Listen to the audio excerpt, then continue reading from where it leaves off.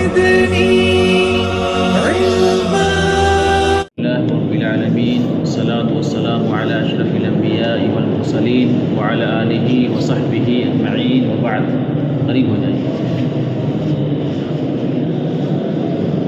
عزیز طلباء اور میرے دینی ملی بھائیوں، آج 38واں درس ہے. اللہ کے فضل و کرم سے ہم لوگ ایک نہایت ہی عظیم الشان کتاب عقیدے کے باب میں اصول الایمان فی ضوء الکتاب و سنہ سے سلسلے وار طریقے سے درسوں میں شریک ہو رہے ہیں اور عقیدے سے متعلق اہم اور قیمتی باتیں سماعت کر رہے ہیں. اللہ تعالیٰ تمام لوگوں کو دنیا و آخرت میں اس کا بہتر سے بہتر بدلہ عطا فرمائے. آمین. آج المبحث الرابع سے متعلق گفتگو ہوگی، جس میں شرک، کفر اور ان دونوں کی اقسام اور دیگر جو مسائل ہیں ان کو بتایا جائے گا. سب سے پہلے شرک اور کفر کے بارے میں بتانے سے قبل ہمیں یہ جاننا ضروری ہے کہ ایک طرف توحید ہے اور دوسری طرف شرک ہے. ایک طرف خیر ہے اور دوسری طرف شر ہے. ایک طرف اچھا کام ہے اور دوسری طرف برا کام ہے. شریعت اسلامیہ نے خیر کے ساتھ ساتھ شر کو بھی جاننے کا حکم دیا ہے. توحید کے ساتھ ساتھ شرک کو بھی جاننے کا حکم دیا ہے. سنت کے ساتھ ساتھ بدعت کو بھی جاننے کا حکم دیا ہے. اس کی وجہ یہ ہے کہ آپ صرف خیر کو جانیں گے، کہ صرف توحید کو جانیں گے، صرف سنت کو جانیں گے، صرف اچھی چیز کو جانیں گے اور ان چیزوں کی جو ازداد ہیں، جو اپوزٹ چیزیں ہیں، ان سے ناواقف رہیں گے تو پھر خیر کا جاننا یا کسی بھی اچھی چیز کا جاننا آپ کا ناقص رہے گا، نامکمل رہے گا، اور پھر آپ فتنوں سے اور شر سے اور گمراہیوں سے نہیں بچ سکتے ہیں. اسی لیے علماء کا یہ طریقہ رہا ہے، جیسا کہ قرآن مجید کا طریقہ ہے، احادیث کا طریقہ ہے، اسی طریقے سے علماء نے اچھی چیز کے ساتھ ساتھ، خیر کے ساتھ ساتھ اس کی جو ضد ہے اس کو بھی لکھا ہے اور لوگوں کو بتایا ہے. اسی وجہ سے اب تک ہم لوگ توحید سے متعلق مباحث کو پڑھ رہے تھے اور جو بھی مشروع چیزیں تھیں عقیدے سے کی بنیادی چیزیں ان کو ہم لوگ جان رہے تھے. اب یہاں سے شرک اور کفر کے بارے میں بتایا جا رہا ہے. یہ نہایت ہی ضروری ہے. حضرت حذیفہ بن یمان رضی اللہ تعالیٰ عنہ کے بارے میں آپ کو معلوم ہے کہ وہ کہتے ہیں کہ کان الناس یسألون رسول اللہ صلی اللہ علیہ وسلم عن الخیر. حضرت حذیفہ بن یمان رضی اللہ تعالیٰ عنہ کہتے ہیں کہ لوگ عام طور سے اللہ کے رسول صلی اللہ علیہ وسلم سے خیر کے بارے میں سوال کیا کرتے تھے. وَكُنْتُ أَسْأَلُهُ عَنِ الشَّرِّ مَخَافَةً أَن يُدْرِكَنِي. رواہ بخاری کی روایت ہے. لیکن میرا حال یہ تھا کہ میں اللہ کے رسول صلی اللہ علیہ وسلم سے شر کے بارے میں پوچھا کرتا تھا. کیوں؟ اس لیے کہ ایسا نہ ہو کہ شر کا علم نہ ہو اور میں اس کا شکار ہو جاؤں، شر مجھے لائق ہو جائے.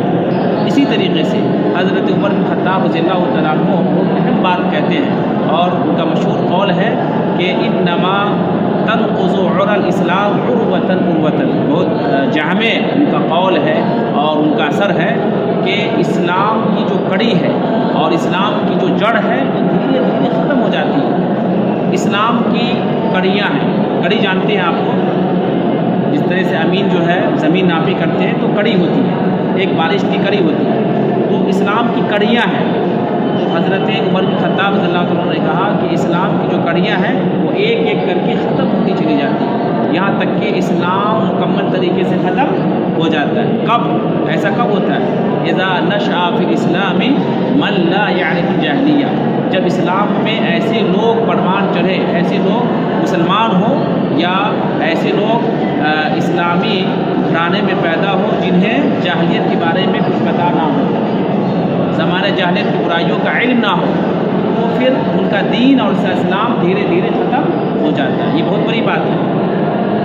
توحید کو جاننے کے ساتھ ساتھ ضروری ہے کہ ہم شرک کو بھی جانیں. یعنی اس کا مطلب یہ ہوا اگر آپ صرف سنت کو جانتے بدعات کا علم نہیں ہے، تو پھر کیسے آپ بدعتوں سے بچیں گے؟ جب معلوم رہے گا کہ یہ شرک ہے تو اس سے پرہیز کریں گے، معلوم رہے گا یہ بدعت ہے اس سے پرہیز کریں گے، معلوم رہے گا کہ منکر ہے یہ حرام کام ہے تو پرہیز کریں گے۔ تو اسی لیے اس وقت تک آپ کا دین محفوظ نہیں رہے گا، اسلام محفوظ نہیں رہے گا جب تک کہ آپ جو ہے شرع کا علم نہ حاصل کر لیں، مقصد اور جو بھی غیر شرعی چیز ہے ان کا علم نہ حاصل کر لیں۔ اسی لیے اللہ تعالیٰ نے قرآن مجید میں دونوں پہلوؤں کو بیان کیا ہے۔ قرآن مجید کی آیتیں جہاں توحید اور سنت اور اسلامی تعلیمات پر مشتمل ہے، وہیں شرک کی مذمت اور جو بھی حرام کام ہے اور جو بھی کفر سے متعلق چیزیں ہیں، شرک سے متعلق چیزیں ہیں، ان کو بھی قرآن کریم بتاتا ہے اور قرآن کریم میں ان کی بھی تفصیل موجود ہے۔ اللہ تعالیٰ سورہ انعام میں ارشاد فرماتا ہے وَكَذَلِكَ نُفَصِّلُ الْآيَاتِ، ہم اسی طریقے سے قرآن کریم کی آیتوں کی تفصیل بیان کرتے ہیں۔ وَلِتَسْتَبِينَ سَبِيلُ الْمُجْرِمِينَ، تاکہ جو مجرموں کا راستہ ہے، جو شیطانوں کا راستہ ہے وہ واضح ہو جائے۔ کیوں؟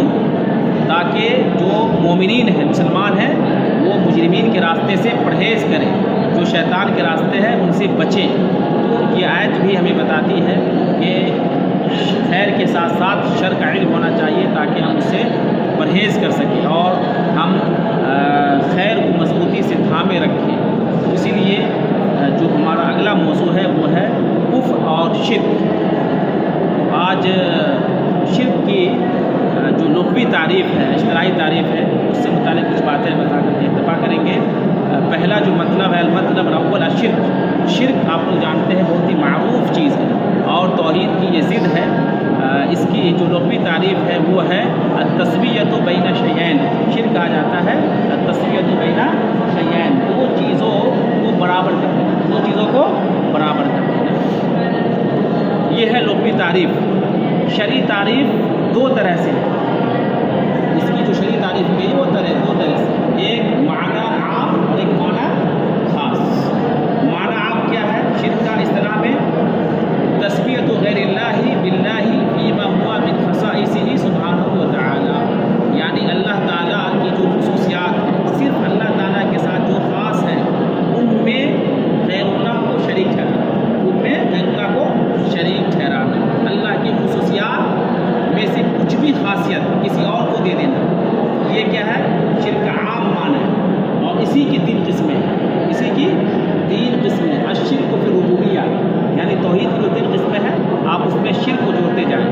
الشرک فی الربوبیہ، ربوبیت میں شرک کرنا، اسی طریقے سے دوسری قسم الشرک کو پھر اسماء و صفات، اسماء و صفات میں شرک کرنا، اور تیسری قسم الشرک فی الالوہیہ، الوہیت میں شرک کرنا، یعنی اللہ تعالیٰ کی کسی بھی خاصیت کو، اللہ تعالیٰ کی کسی بھی اختیار کو، کسی بھی کام کو غیر اللہ کو دے دینا، یہ کیا ہے؟ شرک کا عام معنی ہے۔ خاص معنی کیا ہے؟